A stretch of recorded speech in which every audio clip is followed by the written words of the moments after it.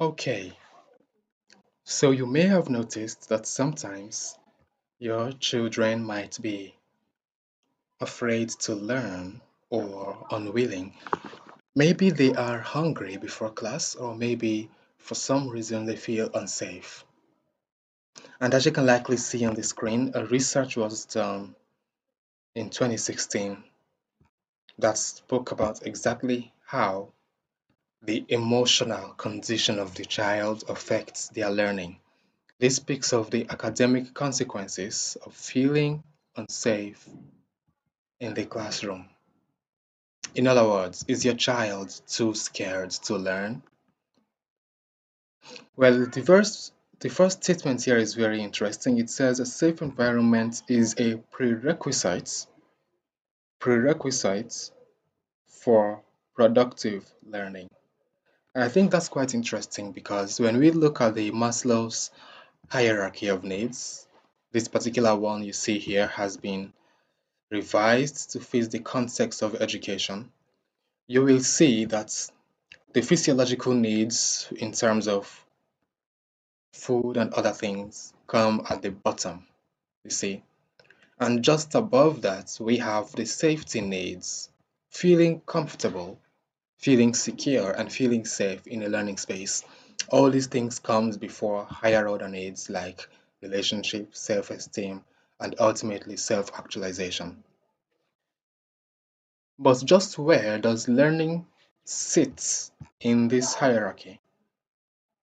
Well, we find that academic learning sits somewhere between esteem needs and self actualization. That is, somewhere between this and this.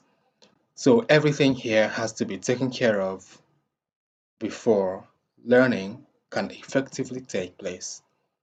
Their physiological needs have to be met, of course, in terms of food, you know,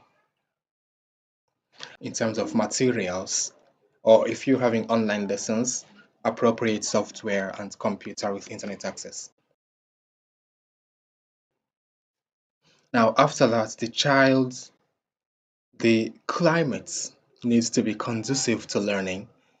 Trying to educate a child in an unsafe environment is like trying to plant a seed in a soil during wartime when soldiers are stepping on the ground, trampling the soil.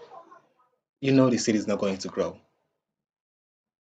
So we need to prepare the soil before the seed can grow. We need to prepare the condition, the situation, the climate, the environment before the child can grow, can glow.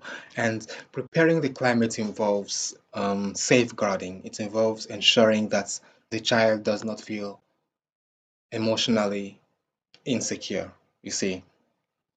And of course, we have the need to establish a positive relationship between the child and his peers and between the child and his teachers. So you, as the teacher, need to build a rapport with your students. It's very important that you do so before learning takes place. Now, after that comes the self-esteem needs, the child's need for self-confidence, and the child needs to know that he is recognized and respected by you, whether you are a parent or a teacher. This self-esteem needs is important before any cognitive needs can show up. Why would your child want to learn if you won't recognize their efforts? Actually, you see, why would they want to put in any effort if you won't recognize it? But if you recognize their efforts, you're encouraging them to really put in effort because they want your approval. They want your approval. This is what they want. They want to know that they are capable, that they are valued. And this is the reason why they will put in the effort to learn. But if you refuse to give them your approval, they won't put in any effort. After all, why try to impress a person who just refused to be impressed, right?